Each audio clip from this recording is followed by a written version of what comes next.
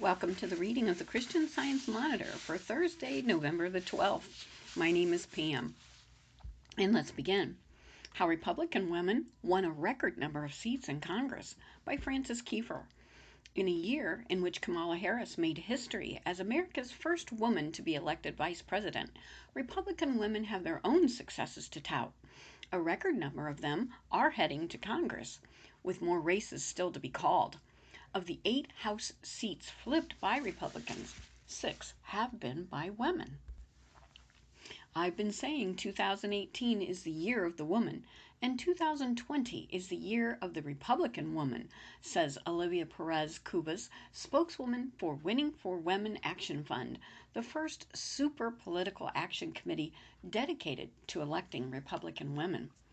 Part of the reason for their strong performance is the good political environment for women candidates, with Republican women inspired by the Democratic women's wave as well as by women in Republican leadership positions, such as atop the Republican National Party.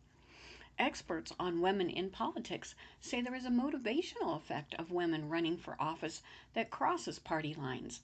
If you can see it, you can be it, as Ms. Perez Cubas puts it. These women, so far 24 in the House and 8 in the Senate, were also poised to benefit from what turned out to be unprecedented turnout for President Donald Trump. They could not have been elected had they not been on the ballot in the first place. This year, a record 227 GOP women jumped into the pipeline to run for the House, with 94 making it past the primaries to the general election, nearly double from the prior cycle. Primaries are a big hurdle for GOP women due to fundraising and the stereotype that women are less conservative than men. But this time, Republican women focused on helping female candidates win those early contests. What happened this year? When they were inspired and they were more strategic, says Diane Bystrom, co-president of the League of Women Voters in Nebraska. The newcomers come from mixed backgrounds. Georgia's Marjorie Taylor Greene made headlines for her support of the QAnon conspiracy theory, while Colorado's Lauren Boebert owns a gun-themed restaurant that defies pandemic shutdown orders and where serfs openly carry firearms. In Florida, Maria Elvira Salazar is a longtime journalist who works for the Spanish-language network Telemundo. She flipped her district, as did Stephanie Bice of Oklahoma. Michelle Fischbach of Minnesota, and Nancy Mace of South Carolina, all of whom had served before in their state houses, with Miss Fischbach a former lieutenant governor. Meanwhile, Cynthia Lummis will be the first woman to represent Wyoming in the U.S. Senate. She is an attorney and former state lawmaker. The lesson here is that if you want more Republican women to serve and win, there have to be more Republican women on the ballot, says Kelly Dittmer, research director at the Center for American Women and Politics at Rutgers University in New Jersey. That's obvious, she says, but not easy to achieve for a party that eschews identity politics and lags far behind Democrats in targeted financial support for female candidates. But 2 years ago, Representative Elise Stefanik of New York and a cast of other Republican women took this challenge into their own hands. They had just witnessed 2018's blue wave reduce their numbers from 23 congresswomen to 13. The contrast on swearing-in day was striking. The Republican side of a mass of dark suits with red ties, the Democrats a cornucopia of lively colors worn by a record-setting 89 female members. Representative Stefanik, the youngest GOP woman in the House, called the lack of Republican women a crisis. As the first woman to head up recruiting for House Republicans that cycle, she convinced more than 100 women to run, but only one was elected. So she changed her strategy, quitting her official recruitment role and relaunching her political action committee, known as EPAC, so she could focus on endorsing and financially supporting women in primaries. That's something the National Party steers clear of, even while primaries are the toughest hurdle for GOP women. Her move was at first called a mistake by the head of the House's Republican campaign arm, Republican Tom Emmer of Minnesota, but Ms. Stefanik was not cowed. Newsflash, I wasn't asking for permission, she tweeted with siren emojis. Other women stepped up, including this cycle's House GOP recruitment head, retiring Republican Susan Brooks of Indiana. They put in hours on the phone recruiting and mentoring female candidates, guiding them through everything from budgeting to the media to managing family life in Congress.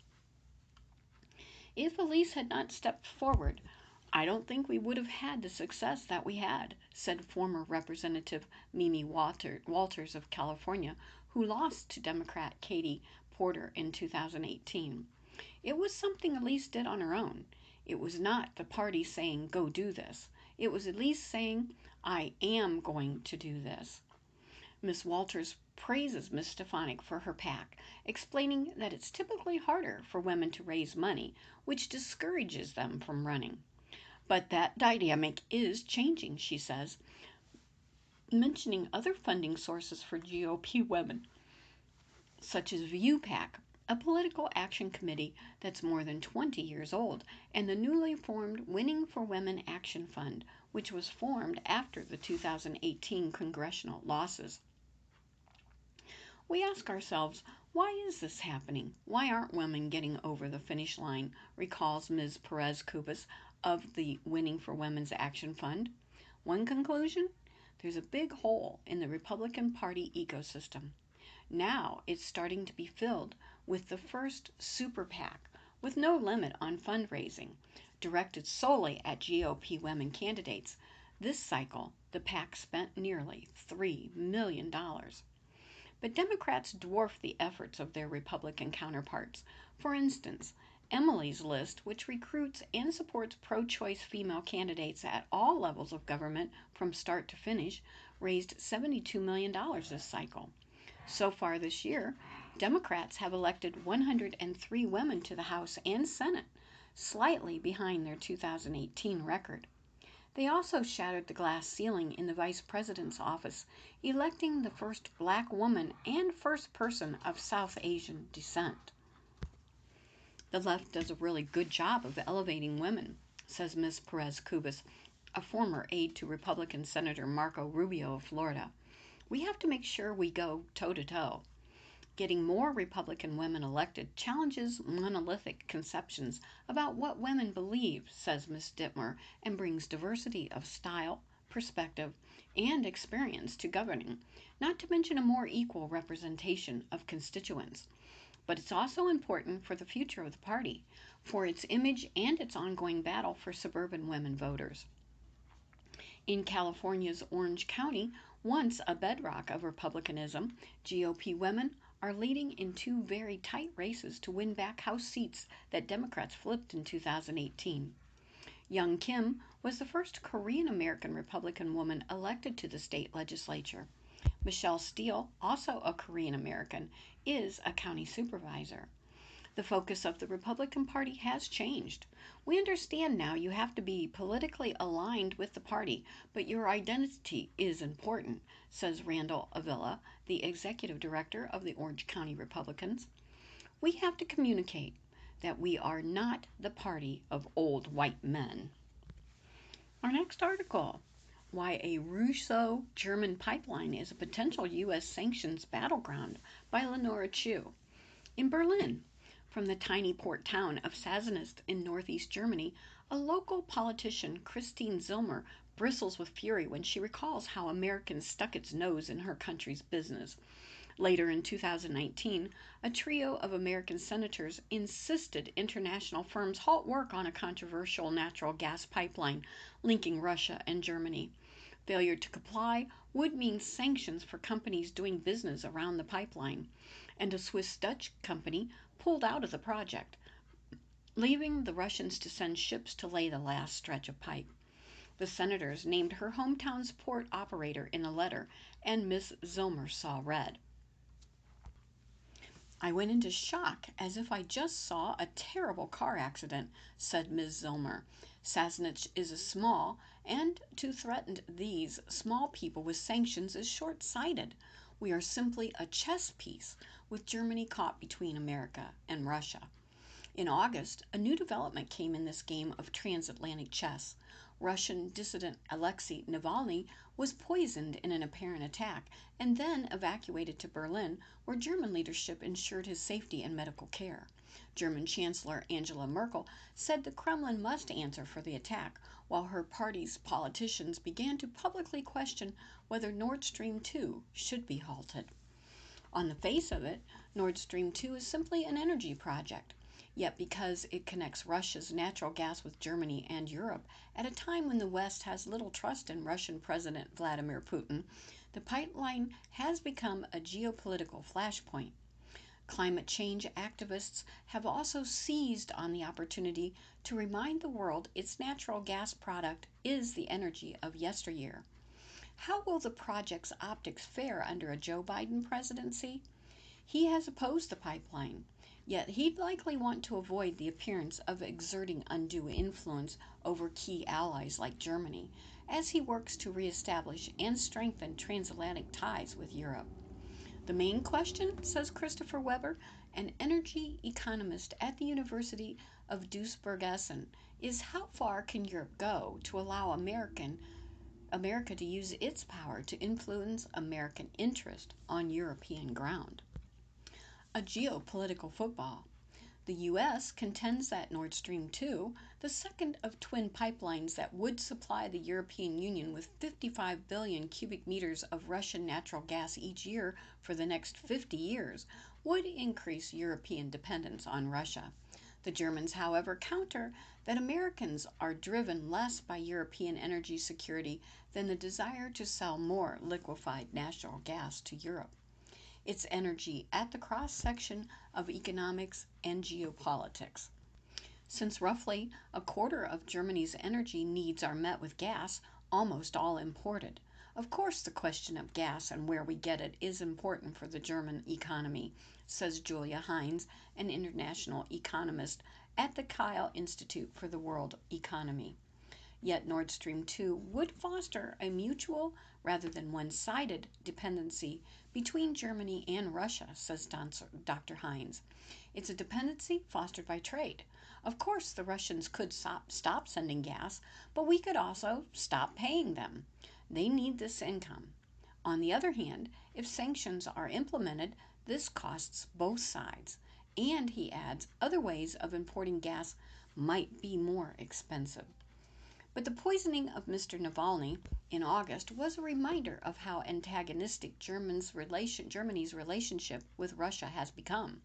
Navalny was not the first incident, says Stefan Meister, a political scientist and Russian EU relations expert. There was also the Russian hacking of the Bundestag, Russians' constant defamation campaigns, and the 2019 shooting of a man in a Berlin park believed to have been orchestrated by Russian agents. You've had all these events, and the reactions by the German government was mostly statements but no action, says Dr. Meister. Maybe this is now the moment the German government cannot step back. Germany is powerful enough to get other EU member states' support to respond to Russia. German Forest Minister Heiko Maas told Bild that he hoped the Russians won't force us to change our position regarding the Nord Stream 2. Environmental stalling? The renewed focus on Nord Stream has also been a clarion call for climate change scientists who say switching to natural gas is a waste of time. Climate change is happening much faster than we previously thought, says Dr. Nicholas Hohn, a German climatologist and founding partner of the New Climate Institute. 10 years ago, when the German government was thinking about Nord Stream 2, we thought gas was more of a bridge energy towards renewables, but we are much too late. We have to go directly to renewables. The billions in investment in Nord Stream could have instead been used to forge ways to use less energy, such as retrofitting buildings, climate experts argue. It could also have been pumped into renewable energy, such as wind, whose industry in Germany has suffered with tens of thousands of layoffs. Yet few experts believe Nord Stream won't ultimately go through a big shift, say of anti-Russian voices and climate change activists coming together, hasn't aligned to really jeopardize this project, said Michael Baranowski, director of the Warsaw office of the German Marshall Fund of the U.S., and stoppage would result in major lawsuits and come at great cost to all partners involved. Still, there's plenty of speculation. If Mr. Biden asks Germany to reconsider Nord Stream 2, Mr. Baranowski says, it's going to be much more difficult for the German government to say no to President Biden rather than President Trump. Keeping the conversation going. But in Sassenach, whose muskrat port has suddenly become a household name in Russian EU geopolitical circles, the politician Ms. Zilmer says the pipeline should be separated from Germany or Americans' wish to punish Russia. For the people in this region, if the project doesn't go through, it would mean we let ourselves be dictated by and be threatened by America. One way to avoid that, she says, is to make sure the US, Germany, and Russia are talking. Mrs. Zilmer and a group of citizens had sent a letter to U.S. Senators Tom Cotton, Ted Cruz, and Ron Johnson to that effect. I was ready to make compromises with these senators, but they didn't answer. I do think our letter arrived, but then they forgot about it. In the end, she says, the furor over Nord Stream 2 is not a financial one in Sassenach. While many in her orbit have been employed around the logistics and pipe laying, now they are done and those jobs are gone, she says. Economically halting Nord Stream 2 won't hit us, but it is hitting us emotionally. And up next, Thanksgiving will be different this year, and here's how to prepare. As Thanksgiving approaches, health officials are advising against big gatherings, but gathering outdoors and feasting over video calls are all on the menu as Americans seek creative ways to celebrate. By Carla Johnson, Associated Press. A safe Thanksgiving during a pandemic is possible, but health experts know their advice is as tough to swallow as dry turkey. Stay home, don't travel. If you must gather, do it outdoors. With the fall surge of coronavirus infections gripping the United States, many Americans are foregoing tradition and getting creative with celebrations. For the first time in 5 years, Atlanta nutrition consultant Marissa Moore won't travel to South Carolina to see her large extended family.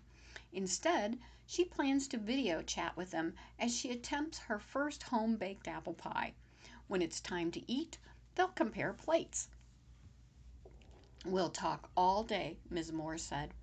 On Monday, the Centers for Disease Control and Prevention updated its holiday guidance, noting the virus crisis is worsening and that small household gatherings are an important contributor. The CDC said older adults and others at heightened risk of severe illness should avoid gathering with people outside their households. Experts point to Canada, where Thanksgiving was celebrated October 12th.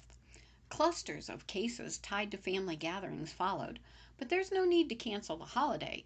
Spending time with loved ones is important for health too, says Lacey Fehrenbach, Washington State Deputy Secretary of Health. The coronavirus spreads more easily when people are crowded together inside. So Ms. Fehrenbach encourages new outdoor traditions, such as hiking as a family. Guest lists for indoor feasts should be small enough so people can sit 6 feet apart while unmasked and eating, she said. Open the windows to keep air circulating. The more people who attend a gathering, the greater the chances that someone in the party will be carrying the virus, Ms. Fehrenbach said, even someone that you know and love. On any other Thanksgiving, dozens of Olga Garcia's family members would squeeze into her home to make tamales, watch football, and tell stories. This year, the professional caregiver will deliver food to families spread along 30 miles of the North Cascades Highway in Washington State. If the plan works, everyone will sit down at the same time to eat in their own homes and join a group phone call. We're going to be wise about this, Ms. Garcia said. We're just crossing our fingers that in 2021 we'll be able to sit down at our table and get crazy again. What about a quarantine? The magic day to start a pre-Thanksgiving quarantine is November 13th, according to Lindsay Leininger, who leads the Nerdy Girls, a cadre of scientists collaborating on a website called Dear Pandemic. A strict quarantine would mean no grocery shopping, no working outside the home, and no in person school for 14 days. What about testing?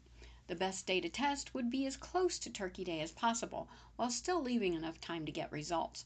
But a test might not catch a still brewing infection, so the best plan is to quarantine for 2 weeks, the time it can take for symptoms to show up. Instead of that rigmarole, Miss Leininger said her children will see their grandparents via Zoom on Thanksgiving. After dinner, the family will meet neighbors in the driveway for pie. We bring our own pie, and they bring their own pie, says Miss Leininger of Dartmouth College in Hanover, New Hampshire. It's cold here in northern New England, but pie can be a quick activity. When it seems cruel that everything most loved about Thanksgiving is forbidden, finding humor in the absurdity can help. In a video on Twitter, New York comedian Matt Buscelli offers an increasingly silly list of Thanksgiving precautions, including water balloons filled with gravy and kids' tables for all. Before we eat, everyone's going to go around the table, say one thing they're thankful for, and one thing they scream into their pillow at night, Mr. Buscelli said. There's a joke, but the comedian thinks it could be a cathartic practice. The thing I continue to scream into my pillow is, "Why is it like this? It didn't have to be this way. And my God, when will it end?" he says.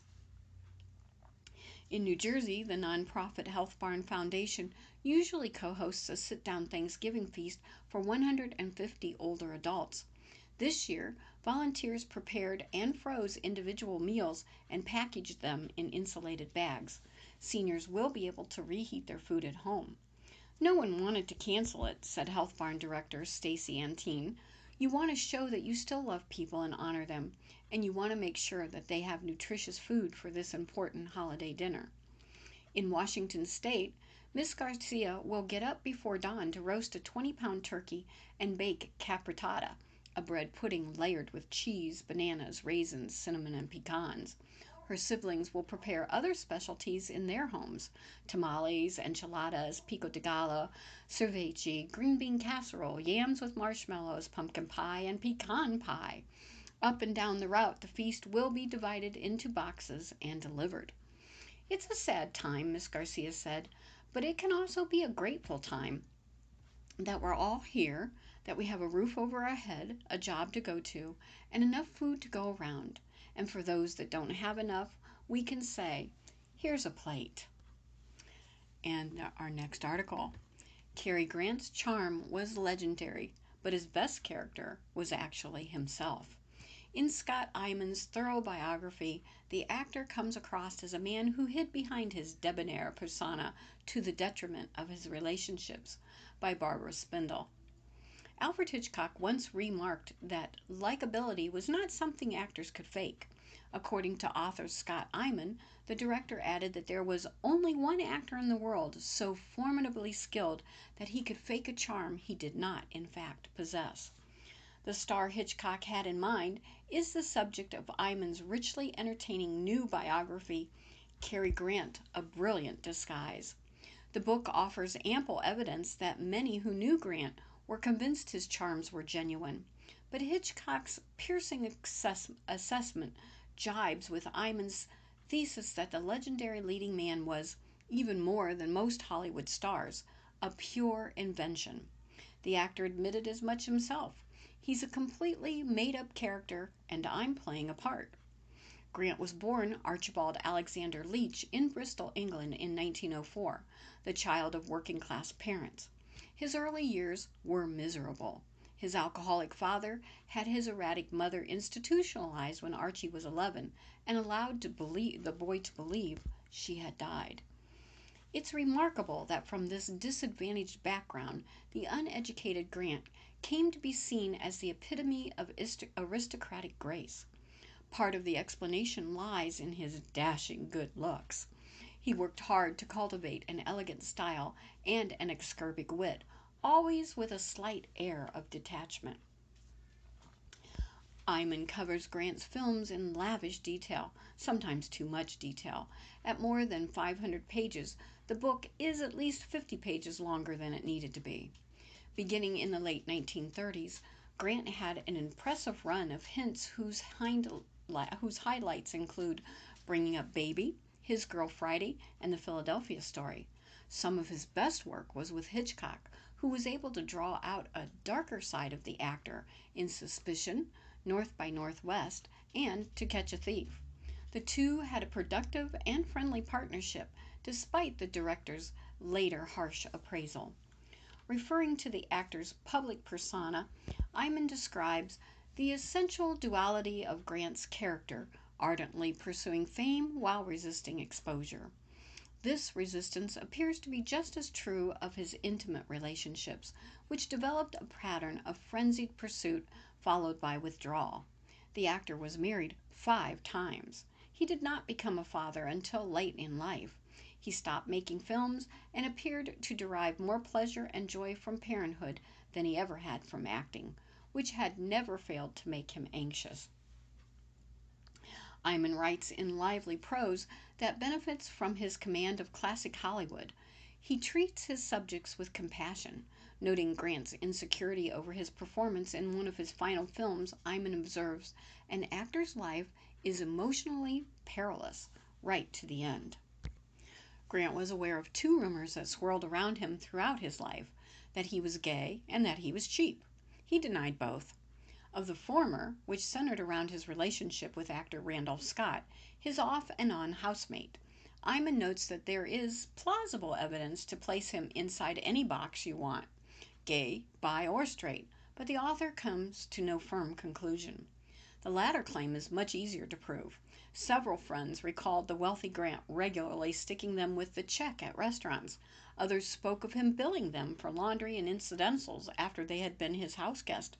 Even the formidable Katharine Hepburn, once after staying at his home, sent him a check for $1.81 to pay for the phone calls for which Grant obviously expected to be reimbursed, Eyman writes. She must have nevertheless found him charming, as they remained friends until the end. And now, questions and answers with James Gardner, author of The Louvre, by Randy Datinga. Art critic James Gardner's The Louvre, The Many Lives of the World's Most Famous Museum, is an indispensable guide to understanding how an obscure fortress became the Western world's most striking tribute to the power of art. Mr. Gardner spoke about the Louvre's past, present, and future with Monitor correspondent Randy Tadinga. What's behind the museum's name? The part of Paris was called the Louvre as early as the late 9th century. No one knows where the name comes from. A lot of people think it has something to do with wolves who occupied that part of Paris, since Louvre sounds like Louvre, the she-wolf, but there's no basis for that. It's nice that the Louvre has not revealed its most fundamental secret to us. Which came first, the museum concept or the Louvre? It wasn't first out of the gate, since museums had existed before the Louvre, but it's a specific kind of museum that no one had thought of before, part of a movement in the second half of the 1700s towards creating these great collections that would bring art to people. There's something very noble about the way, back in 1793, the French revolutionary government opened the museum in the Enlightenment spirit of bringing culture to the public. There was a mission to instruct the French people by exposing them and the world to the greatest visual culture available. Over time, it evolved to become an encyclopedic museum. Could you describe the quincentennial Frenchness of the Louvre? One of the interesting things about the French, perhaps more than any other culture, is how non-French cultures somehow become essentially French. Think about artwork like the Mona Lisa, the Winged Victory of Samothrace, and the Venus de Milo. None of those things are actually French, right? But somehow they feel essentially French. Even Leonardo da Vinci is essentially French, even though he isn't. Would these works of art have the same meaning elsewhere? The Louvre holds a prestige and standing unlike any other museum. One of the reasons that the Mona Lisa has this iconic statue is because it exists in the Louvre. If it had been in the Prado in Madrid, it would still be a great painting, but it wouldn't have this transcendent eminence. Only the Louvre could give it that. What challenges does the Louvre face after the pandemic? If a victim of its own success due to overcrowding that prevents a full appreciation of art like the Mona Lisa. Ironically, the museum helped produce the almost idolatrous regard in which we hold visual culture. Another challenge is the price of art. It's become so expensive that the Louvre, like most museums, can no longer regularly buy the great art it was able to in the past. What advice do you have about visiting the Louvre when it reopens? Apply filter feeding. Whales just float through the ocean with their mouths open. Whatever flows in nourishes them. When you first go to the Louvre, just float through it with your eyes open and don't look too intently at anything. Let everything enter you. Then go back and look at what you like. Could the Louvre ever lose its place as the world's top museum? We already have the Hermitage Museum in St. Petersburg and the National Gallery museums in London and Washington. It's hard to imagine that another museum like these would come into existence. It's not like somebody's going to create a bigger museum than the Louvre, and even if someone tried, where would they get the artwork that's already accounted for? It seems that the Louvre would probably retain its preeminence far into the future. Well, that concludes the reading of the Christian Science Monitor for Thursday, November 12th. This is PM saying, please stay safe until we meet here again. Thank you for inviting me into your home and heart. Be abundantly blessed and do what you can do to make today a great day.